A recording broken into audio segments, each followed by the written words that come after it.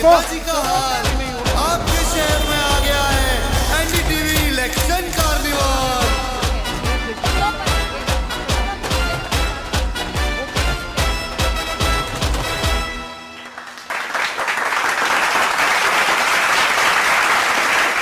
नमस्कार, स्वागत है आपका एनडीटीवी के इलेक्शन कार्निवल में।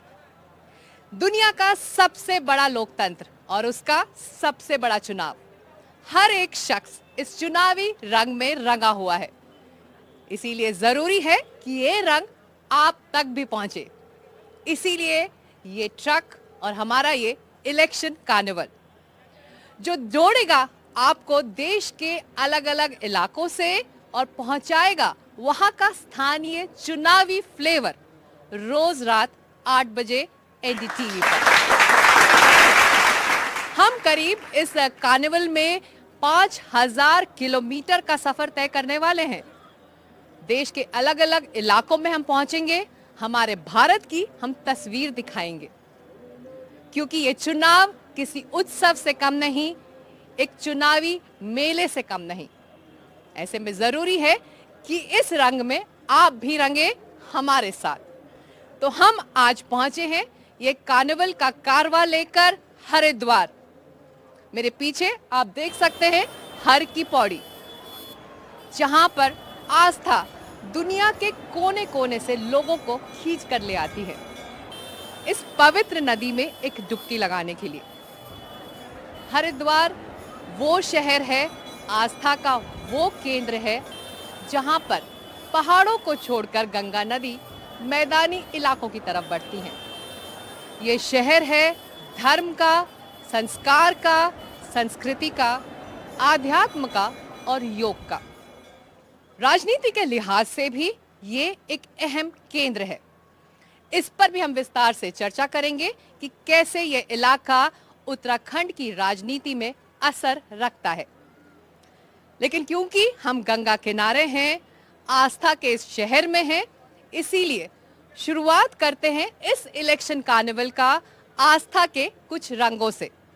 एक रंग इस वक्त हमारे साथ यहीं जुड़ रहा है। आइए सबसे पहले उस पर नजर डालते हैं।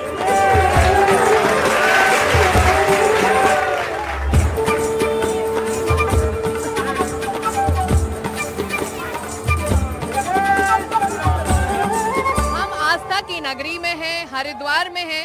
सुधीर शर्मा जी, ये दोनों यहाँ के लोकल हीरोज हैं।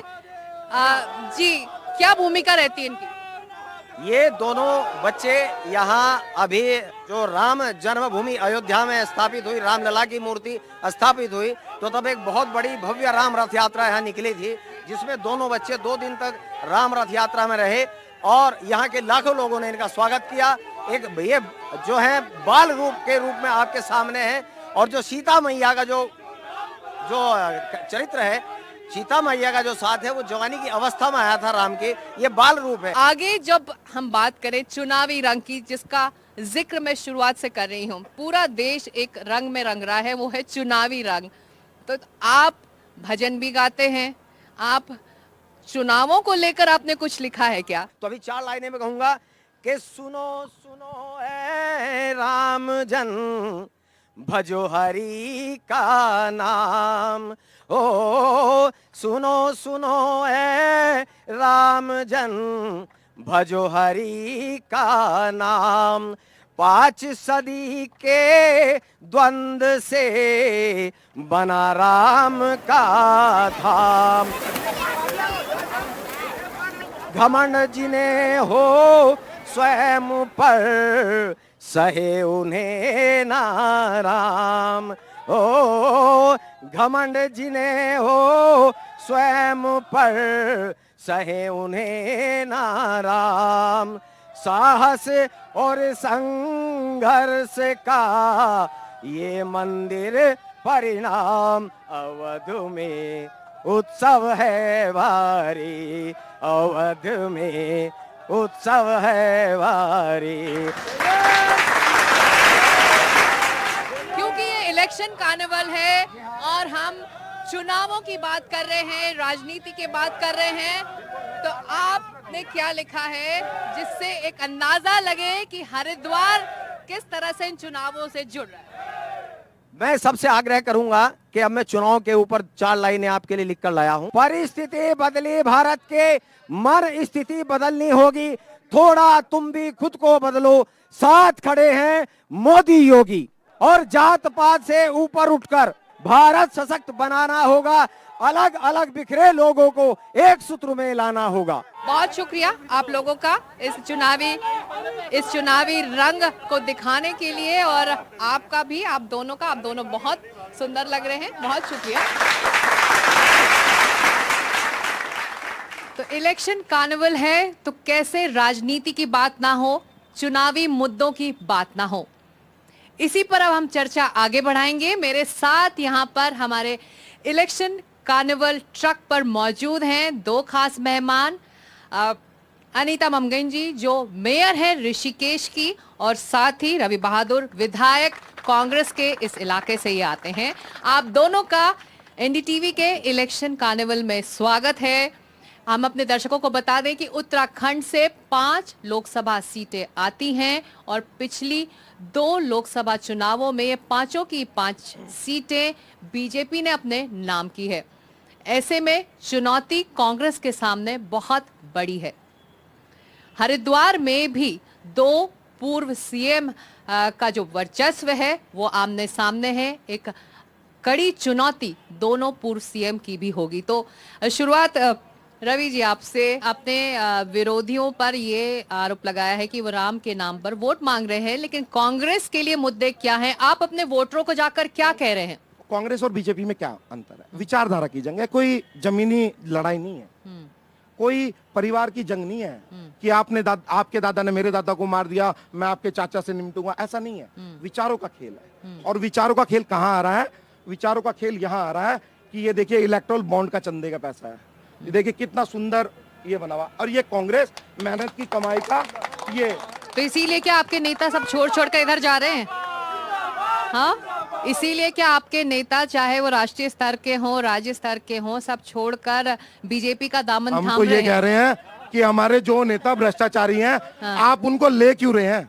हमारा तो ये कहना है। चलिए, वो आपके नेताओं का इरादा है, उनकी सोच है कि वो बीजेपी से जुड़ना चाहते हैं, लेकिन अनीता जी ये बताइए कि उत्तराखंड में कांग्रेस बेरोजगारी, महंगाई, अग्निवीर, अंकिता भंडारी कांड को लेकर, किसानों के मुद्दों को लेकर बीजेपी को घेर रही है, इसका जवाब इस वक्त बीजेपी के पास है क्या? सबसे पहले तो मैं आपका धन्यवाद करूंगी कि जिस कार्यक्रम का आगाज ही इतना सुंदर हो, उसका परिणाम कितना सुंदर होगा 4 जून को, ये तो आप सभी ने यहाँ पर देख लिया कि आपने बहुत सुंदर बाल रूप में राम जी के और लक्ष्मण की झांकी जो हमको दिखाई, उसके लिए मैं आपका धन्यवाद करती हूँ।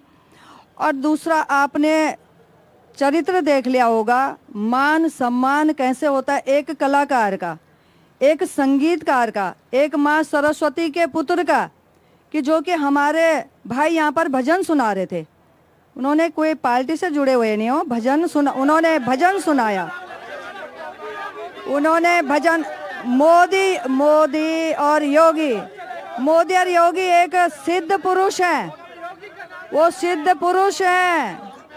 आज दुनिया, यही तो बात है। अनीता जी, जाहिर तौर पर आप दोनों से मैं कहूंगी, हम इस आस्था की नगरी में हैं, सुनो, बिल्कुल धर्म पर चर्चा होगी, लेकिन हम मुद्दों पर, चलिए आप लोग इसी तरह से शोर करेंगे तो हम मुद्दों की बात कभी नहीं कर पाएंगे। आज आम जनता योगी को, मोदी को और योगी को भगवान मानने लगी है। क्यों मानने लगी है? उनके कामों से मानने लगी है। दूसरा अभी हमारे भाई जो हमारे विधायक जी हैं, विधायक जी ने कहा कि राम को लाने वाले ये कौन है?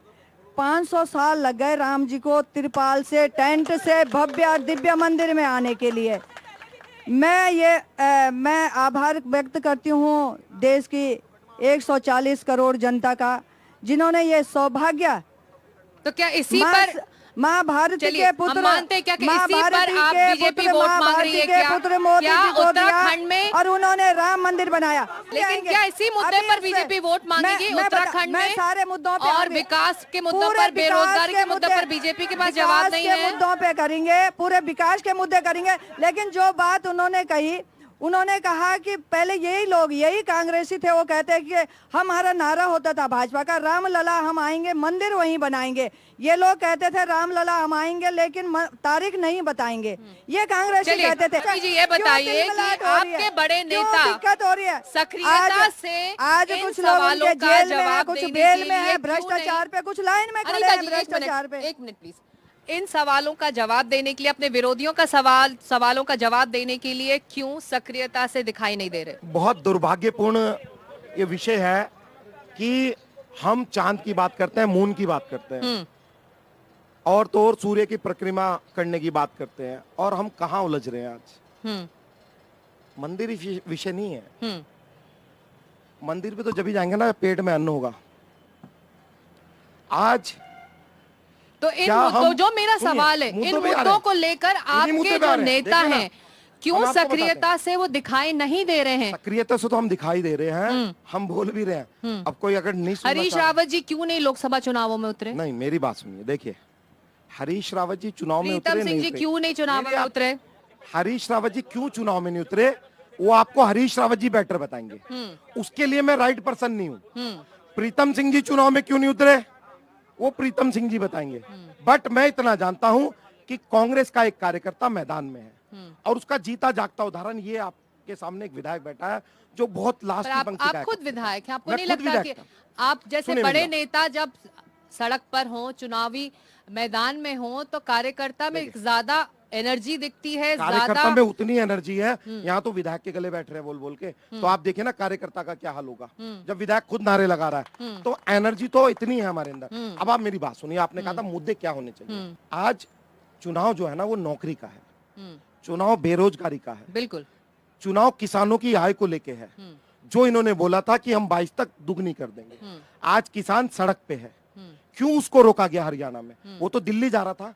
और आपको, मुझे, मैडम को और यहाँ मेरे सब बैठे हुए भाइयों को पता है, रास्ता आपका चुनावी हक, वो जो है कानूनी हक होता है। आपने रास्ता रुकवा दिया, किसानों को ही रोक दिया, किसानों को नॉन किसानों से लड़ा दिया, सर्विसमैन को उनसे कहलवा रहे हुए खालिस्तानी है। ये पार्टी क्या करती है, लोगों को लड़ाने का काम भी करती है। इनकी विचारधारा ये है। आज मुद्दा बेरोजगारी है, आज मुद्दा अंकिता हत्याकांड है। क्या ऐसा हो गया, धाकड़ धामी सरकार है, डबल इंजन सरकार है, आज 1 साल से भी ऊपर हो गया। उस लड़की को, उस हमारी बहन को आज तक न्याय नहीं मिला। क्या सीबीआई जांच नहीं करा सकते थे? चलिए, क्या ये जब मुद्दे आनंद फानंद में कांग्रेस उठा रही अभी है, बहुत सारी जी मेरी बात- बिल्कुल, हाँ जब हम विधानसभा में बोलते हैं, इनके विधायक इतने संवेदनशील मुद्दे पे भी, इतने सीरियस मुद्दे पे इनके मंत्री हंसते हैं। हमारी बहन की, उसकी जो है इज्जत के साथ तार तार किया गया है, शर्मसार हुई है पूरी देवभूमि। इसके अलावा सुनिए मेरी बात, 1 लाख हर साल गरीब परिवार महिलाओं को न्यारी न्याय, युवा न्याय, किसान न्याय, श्रमिक न्याय, हिस्सेदारी न्याय, हम तो कास्ट सेंसस पे बात कर रहे हैं, जितनी हिस्सेदारी है। हम आरक्षण में विधानसभा में बोलते हैं। ये सरकार इतनी महान सरकार है उत्तराखंड की और इस सेंटर की कि 19% एससी को भी रिजर्वेशन का फायदा नहीं दे रही है, मात्र 12 या 13% चलिए, दे इनका रही जवाब है। ले लेते ओबीसी को 14% में से मात्र 4% का आरक्षण दे रही है। सवाल जो कांग्रेस इस वक्त उठा रही है और चुनावी मैदान में उतरी है, अनीता जी, क्या इसका जवाब बीजेपी के पास है इस वक्त अपने वोटरों के लिए? जो बेरोजगारी का मुद्दा कांग्रेस कह रही है, जो आपकी महिला सुरक्षा को लेकर इस राज्य पर सवाल उठ रहे हैं, उस पर जो कांग्रेस सवाल उठा रही है, किसानों के मुद्दे पर, अग्निवीर के मुद्दे पर जो विरोधी दल आप लोगों से जवाब चाह रहे हैं और यही अपने वोटरों से जाकर कह रहे हैं, तो इसमें बीजेपी का क्या कहना है? महिलाओं की मैं बात करूं तो भारतीय जनता पार्टी ने जो सम्मान मात्र शक्ति का करा है, उस सम्मान के लिए आप देखें कि आज 33% आरक्षण जो लंबे समय से देश की जनता, देश की मातृ शक्ति करती आ रही थी, मान्य 2029 में इंप्लीमेंट होगा ना, ये था वो होगा। इंदिरा गांधी जी जो हमारी आदरणीय प्रधानमंत्री जी रही हैं, एक महिला प्रधानमंत्री रही हैं, और 10 सालों तक जो हमारे पूर्व प्रधानमंत्री आदरणीय मनमोहन सिंह जी की सरकार है, वो कांग्रेस की राष्ट्रीय अध्यक्ष आदरणीय सोनिया गांधी जी ने चलाई, लेकिन उन्हें कभी भी किसी भी समय महिलाओं का ख्याल नहीं आया।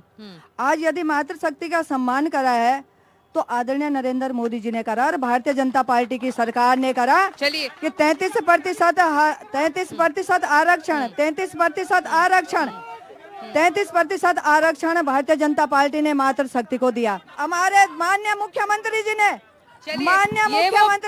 लोक सेवा आयोग में 30% आरक्षण सरकारी नौकरियों में महिलाओं को दिया है। 30% आरक्षण महिलाओं को दिया है। खेल में हमारे यहाँ की बेटी, हमारे लोगों को भी वंदना कटारिया हमारे यहाँ की बेटी है, खेल में हॉकी में प्लेयर है। यहाँ पर खेल में 4% मुद्दों पर आरक्षण वोट हमारी सरकार डाले ने जाएंगे, दिया है। इस पर भी चर्चा और हो इस रही है। सरकार का आपको क्या आप लगता सुनने है के कि लिए- क्या इस बार चुनावी मुद्दा बेरोजगारी होगा या फिर किसानों के मुद्दे होंगे, महिला सुरक्षा को लेकर जो बात उत्तराखंड में उठ रही है उस पर वोट डाले जाएंगे? आपके मन में क्या है, क्या वो मुद्दे हैं जिस पर एक वोटर ये तय करेगा कि मुझे किस पार्टी को वोट करना है? डेफिनेटली, क्योंकि जो लोकसभा का चुनाव होता है बड़े स्तर का चुनाव होता है और चुनाव की एक परिपाटी रही है, इतिहास रहा है कि राजनीति तो कहीं और तरह की होती है। ये जायज बात है आपकी, रोटी की चिंता होनी चाहिए, एक खाली हाथों को काम देने की चिंता होनी चाहिए। उत्तराखंड के अंदर अगर बहुत बड़ा कोई मुद्दा है तो पलायन का है। यहाँ पे जो पहाड़ी क्षेत्र है लगातार खाली होता जा रहा है, जिनको लोग अब भूत गांव भी कहने लगे हैं। पलायन को रोकने के लिए ना तो कांग्रेस के पास कोई नीति रही है, ना ही भाजपा की नीति रही है।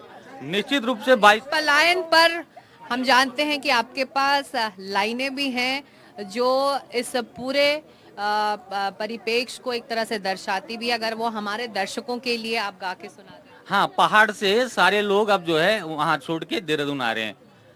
आदरणीय नरेंद्र सिंह नेगी जो गणरत्न हैं, लोक गायक हैं और लोक नायक भी हैं, उनकी एक रचना है, मैं कोशिश करूंगा और मैं अच्छा है कि अब आप शालीनता से सुन रहे हैं। उसका मतलब ये है कि सब चीज देहरादून आ गया, सब जो है पहाड़ छोड़ गए कि संविधानी देहरादून होनी खानी देहरादून, संविधानी देहरादून होनी खानी देहरादून, छोड़ा पाड़ियों घोर गाँव जोड़ा पाड़ियों, छोड़ा पाड़ियों घोर गाँव मारा तानी देहरादून, संविधानी, ताली भी जरा, संविधानी देहरादून होनी खानी देहरादून, छाछ छुले पाड़ू माँ, छाछ छुले पाड़ू माँ। छाछ क्या होती है वो, उसके बाद घी बनता है ना, जो प्रक्रिया होती है कि छाछ छुले पाड़ू माँ, छाछ छुले पाड़ू माँ, छाछ छुले पाड़ू माँ, घी की माणी देहरादून, संविधानी देहरादून होनी खानी देहरादून। महत्वपूर्ण बात यह है कि एक पलायन आयोग बना था। पहले हमारे दर्शकों को इसका जो मतलब है वो समझा दीजिए, जो इस भाषा को नहीं समझ पा। संविधानी देहरादून, सब कुछ देहरादून और हुनी खानी, खाना पीना भी देहरादून, सब कुछ देहरादून और खास तौर पे जो पहाड़ों को छोड़कर मैदानी इलाकों की तरफ सब रोजगार की तलाश में पहुंच रहे। नेता नगरी भी यही करे, विधायक जी भी यही कर रहे हैं, किसी भी पार्टी के हो, उनके सब यही हैं। और वो चुनाव के टाइम पे आजकल जो गाँव गुठियार होते हैं, पहाड़ के गाँव गुठियार जो हमारा आजकल यूं दिखाना चाहिए नेता टुपला लेके, वो किसी भी पार्टी का हो, वरना नहीं जा रहे हैं। आप जनरली क्या पूछते हैं कि कितने चरण में चुनाव होते हैं? सीधा सा जवाब है, 2 चरणों में चुनाव होते हैं। एक चरण में नेता जनता के चरण में जाता है और दूसरे चरण में जनता को नेता के चरण तक नहीं मिलते, 2 ही चरणों में चुनाव होते हैं। चलिए, इतना तो हमें पता चल गया कि आप बहुत अच्छा गाते हैं, तो एक कुछ लाइनें हमारे दर्शकों के लिए, जो यहाँ पर लोक गीत जो आप सबसे लोकप्रिय है, जो लोग यहाँ पर सुनते हैं।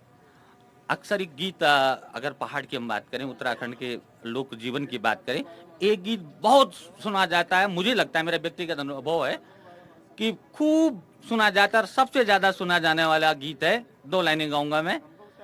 बेडुपाखो बारमासा, बेडुपाखो बारमासा, नरेणी कपलो पाको चेता मेरी छैला, नरम बेडुपाखो बारमासा, बेडुपाखो बारमासा, नरेणी कपलो पाको चेता मेरी छैला, अलमड़े की नंदा देवी, जरा साथ दो कोई बात नहीं, ये की नंदा देवी नारायणी फूल पती चढ़ोलू मेरी छैला बेडू पाखो बारमासा, बेडू पाखो बारमासा।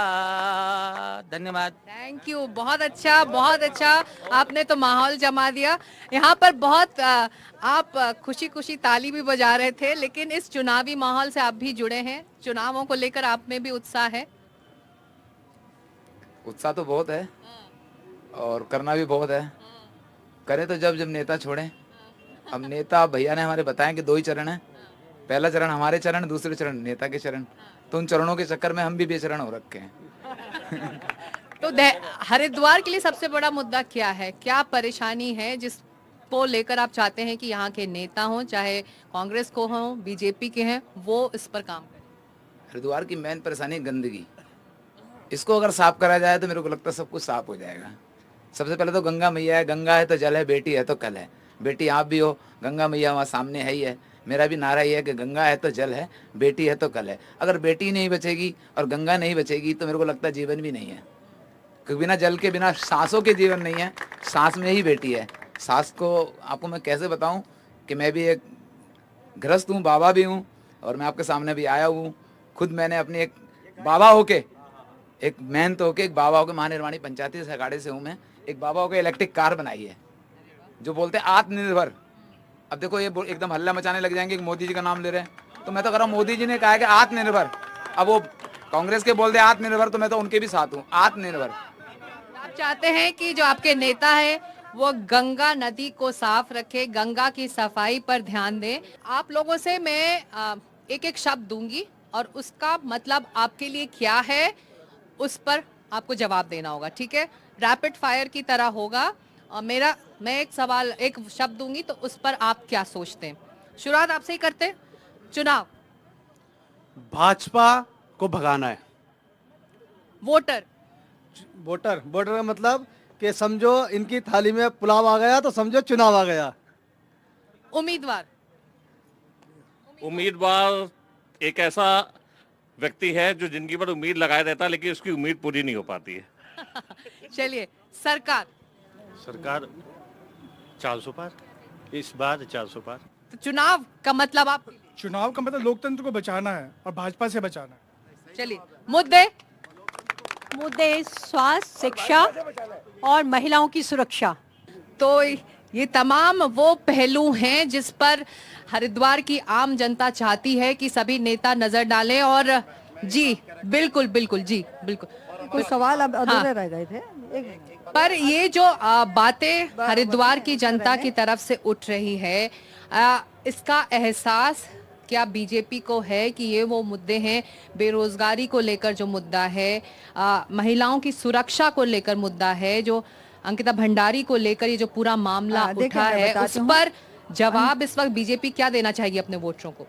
अंकिता भंडारी के उसमें हमारी संवेदना उस बिटिया के साथ में है, उस परिवार के साथ में है। लेकिन मैं आपको बताना चाहूंगी कि हमारे मुख्यमंत्री आदरणीय पुष्कर सिंह धामी जी ने तत्काल उसी समय दोषियों को सलाखों के पीछे करा। कानून अपना काम कर रहा है, न्याय पालिका में मुद्दा चल रहा है, अदालत में मुद्दा है। हमारी संवेदना है उस बिटिया के साथ में। रवि जी, और जो न्याय हो सकता था वो न्याय देने के पूरा काम उन्होंने करा है। और आगे हम भी यही न्यायालय, बिल्कुल बिल्कुल, हम न्यायालय से चाहते हैं उस बिटिया को न्याय पक्ष भी सुनना होगा। रवि जी, बेरोजगारी एक अहम मुद्दा है, चाहे बीजेपी सत्ता में हो चाहे कांग्रेस में हो, इसका जवाब क्या है? डेफिनेटली बेरोजगारी सबसे बड़ा मुद्दा इस देश का है, क्योंकि इस देश की 50% पॉपुलेशन आज भी युवा है और जो बेरोजगारी से त्रस्त है। आज एमए, बीए, बीटेक गली मोहल्लों में घूम रहे हैं और हमारे देश के प्रधानमंत्री कह रहे हैं पकोड़े तलो। वो एक अगर कांग्रेस सत्ता में आई तो कहां से ये रोजगार 110% करेंगे? जैसे 2013 में 14 में एक फूलों का गुलदस्ता इस देश में चल रहा था, सौहार्द था, भाईचारा था, प्यार था, नौकरियां लगातार लग रही थी, एक हर घर के बाहर 2-2 मोटरसाइकिल खड़ी होती थी। अगर किसी से प्यार से भी हम 50,000 रुपए उधार मांग लेते थे तो मिल जाते थे। आज 5,000 रुपए किसी की पॉकेट से नहीं निकल सकते हैं। एक बात थोड़ी सी बता दूं, मेरे एक भाई, देखिए, चाहे वो विधायक हो, चाहे मेयर हो, जनप्रतिनिधि, चाहे वो पार्षद हो, चाहे गांव का प्रधान हो, उनकी जिम्मेदारी है, जब कोई भाई हमारा कोई बात रखता है और वो गलत रख रहा है तो उसको ठीक करना भी हमारा अधिकार है। सुनिए, एक भाई ने कहा आत्मनिर्भर, और मैं मोदी जी का नाम लूंगा तो आत्मनिर्भर जब पहला शब्द आया था तो वो गांधी जी ने दिया था जब उन्होंने नमक बनवाया था। आत्मनिर्भर शब्द जब आया था जब उन्होंने चरखा चलाया था। तो ये देखिए एक्चुअल में क्या हो गया है, इंडिया के अंदर क्या हो गया है। इंडिया में एक जनरेशन ऐसी हो गई है कम्युनिकेशन गैप की वजह से कि वो कांग्रेस की पेंशन पे तो जी है, पर उनको लगता है कि 2014 के बाद ये मजा दूं। चलिए एक चीज, दूसरी चीज, मैं एक छोटी सी चीज और कहूंगा। मैं मेयर साहिबा की बात का, हमारी जो बड़ी बहन है उनका स्वागत करता हूं। उनकी संवेदनशीलता अंकिता भंडारी के साथ है, पर उनकी सरकार की नहीं है। जब हम विधानसभा में बोलते हैं, जब पूरा विपक्ष बोलता है, आपके इनके बीजेपी के विधायक ऐसे ऐसे करते हैं कि बहुत ठीक बोल रहे हो, इनको घेरो, सीबीआई जांच कराओ, तो इस सीबीआई जांच से डरते क्यों हैं? सीबीआई जांच इनको करनी चाहिए, उस लड़की को इंसाफ मिलना चाहिए, पता तो चलना चाहिए कि वो वीआईपी कौन था। चलिए, अब वक्त एक छोटे से ब्रेक का है। हम गंगा किनारे हैं और ये नगरी आध्यात्म की है, योग की है, ये हमें सहनशीलता भी सिखाती है, तो इसका हम प्रयोग करें। हम लौट रहे हैं छोटे से ब्रेक के बाद और इस आध्यात्म और योग की नगरी का एक और नजारा दिखाएंगे। कहीं मत जाइए, देखते रहिए इलेक्शन कार्निवल।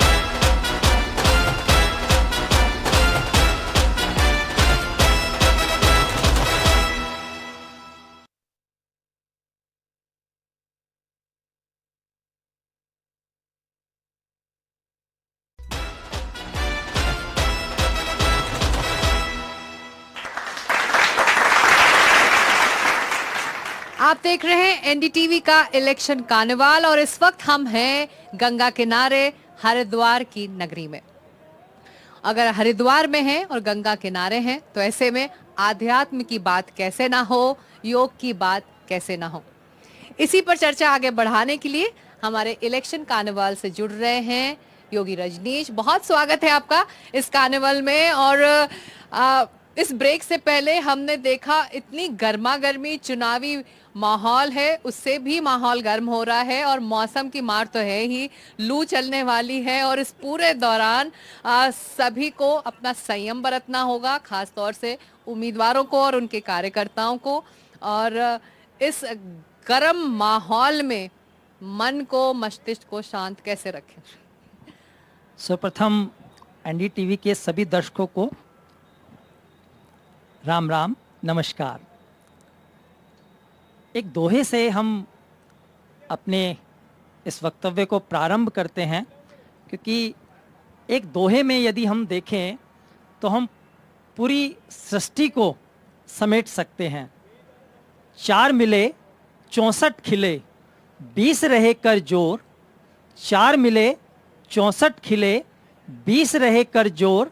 हरिजन से हरिजन मिले, विन से 7 करोड़। एक व्यक्ति के भीतर 3.5 करोड़ रोम छिद्र बताए गए हैं, तो 3.5 करोड़ रोम छिद्र हमारे भीतर और 3.5 करोड़ रोम छिद्र आपके भीतर जब खिलते हैं तो हम प्रसन्नता का, जिसको हम रोम कहते हैं, रोंगटे खड़े हो जाना कहते हैं, तो हमारे रोम रोम में प्रसन्नता के भाव आ जाते हैं। चुनावी माहौल में गुस्सा बहुत जल्दी लोगों को आ रहा है, जो राजनीतिक विरोधी हैं एक दूसरे पर काफी नाराज भी हो रहे हैं। तो हरिद्वार से योगी जी क्या कहेंगे, कैसे ये उम्मीदवार और उनके कार्यकर्ता अपने मन को शांत रखें? सबसे बड़ी बात है कि हमें ये समझना बहुत ज़्यादा ज़रूरी है कि इलेक्शन केवल एक प्रक्रिया है, चुनाव एक प्रक्रिया है जो 5 साल बाद हमें एक उम्मीदवार को चुन करके संसद में भेजना, उसको वो सांसद बनेंगे, वो संसद में जाएंगे, वो जिनको ज़्यादा वोट मिलेंगी वो चले जाएंगे।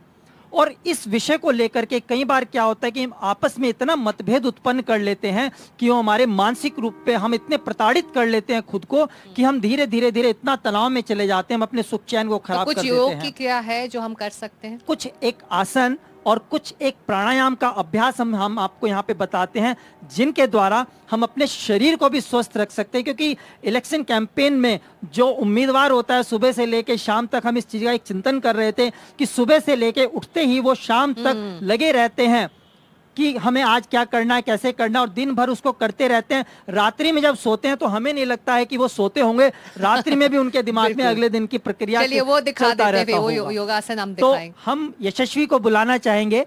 प्यारी सी छोटी सी बच्ची है यशस्वी, आए और कुछ एक आसन जो है यहाँ पर शरीर को स्वस्थ रखने और मन को शांत करने के लिए यहाँ पर उम्मीदवार और जो उम्मीदवार के साथ उनके लोग लगे हुए हैं, उनके साथ में हैं, वो आप बेटा यहाँ पर आइए यशस्वी, आप बिल्कुल यहाँ बैठिए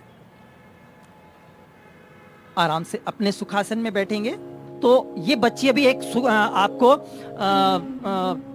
आपका स्कंद चालन का अभ्यास करके दिखाएगी। दोनों हाथों को अपने कंधे के ऊपर रख करके और कंधों को आगे की ओर चलाएंगे वन बाय वन। इससे क्या है कि दिन भर जो आप खड़े रहते हैं, जो उम्मीदवार हैं जो उनके साथ लगे हैं, जो करिए बेटा करते रहे, तो उनके साथ जो लगे रहते हैं वो कहीं ना कहीं कमर में भी उनको दिक्कत होती है, पैरों में दिक्कत होती है। तो ये आसन जो है आपकी कमर के लिए और पाचन क्रिया को सबसे हम महत्वपूर्ण कहेंगे। दिन भर खाने पीने कोई व्यवस्था नहीं होती है, तो पाचन क्रिया को व्यवस्थित रखने के लिए ये आसन बहुत लाभकारी और उपयोगी रहेगा।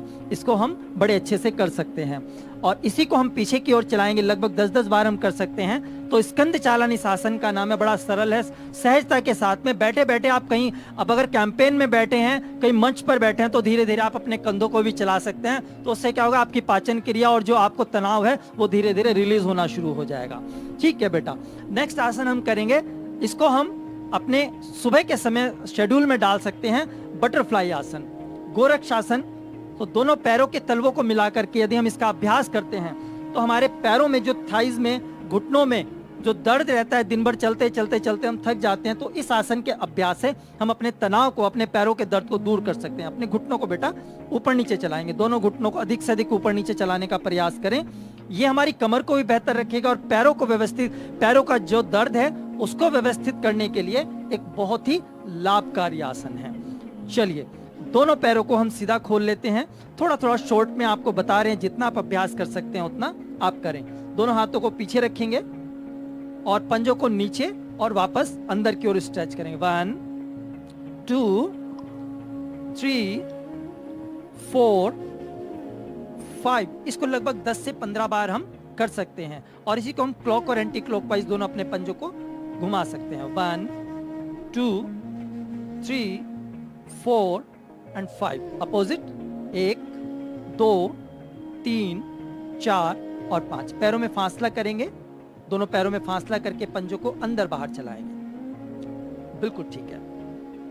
आसन बहुत सारे हैं, हमारे ऋषियों मुनियों ने बहुत सारे व्यवस्थित हमें योग दिया है, किंतु हम यहाँ पे कुछ एक आसन ही डिस्क्राइब कर सकते हैं, तो इसलिए बहुत समय की मर्यादा को ध्यान में रखते हुए बिल्कुल। और अगर आप कहें तो एक हम प्राणायाम बता देते हैं, जो प्राणायाम बहुत ज्यादा उपयुक्त है। एक आखिरी प्राणायाम दिखाइए। बेटा सुखासन में बैठेंगे, अपने बाएं हाथ से ज्ञान मुद्रा बनाते हुए और दाएं हाथ की पहली और दूसरी उंगली को मस्तक के ऊपर रखेंगे।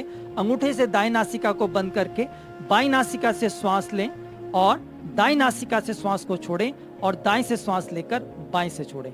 इस प्रकार का अभ्यास करने से श्वास लेने और छोड़ने में किसी भी प्रकार का एफर्ट ना करें, अर्थात श्वास खींचना नहीं है, गहरा लेना और छोड़ना है। बस इतना सा अभ्यास करने से ही आपका जो चुनावी दंगल दिन भर का रहेगा उससे आपका मन और शरीर दोनों स्वस्थ और शांत हो जाएंगे। बिल्कुल, बहुत शुक्रिया इन सुझावों के लिए योगी जी, और बहुत शुक्रिया बेटा, आपने बहुत अच्छे से हमारे उम्मीदवारों के लिए, हमारे कार्यकर्ताओं के लिए जो इन चुनावों से जुड़े हुए हैं, उनको किस तरह से उनको शारीरिक परेशानी ना हो और उन्हें अपना मस्तिष्क, अपना मन किस तरह से वो शांत रखें, वो इन योगा आसन का अभ्यास कर सकते हैं। तो आज हरिद्वार से इस इलेक्शन कार्निवल में इतना ही, लेकिन हम इस वादे के साथ आपको छोड़ जाते हैं कि हम हर रोज आपसे मिलेंगे, एक नए लोकसभा क्षेत्र से जानेंगे वहां की चुनावी सरगर्मियां, वहां का मेले जैसा माहौल, वहां के चुनावी रंग, क्योंकि चुनाव मतलब एनडीटीवी।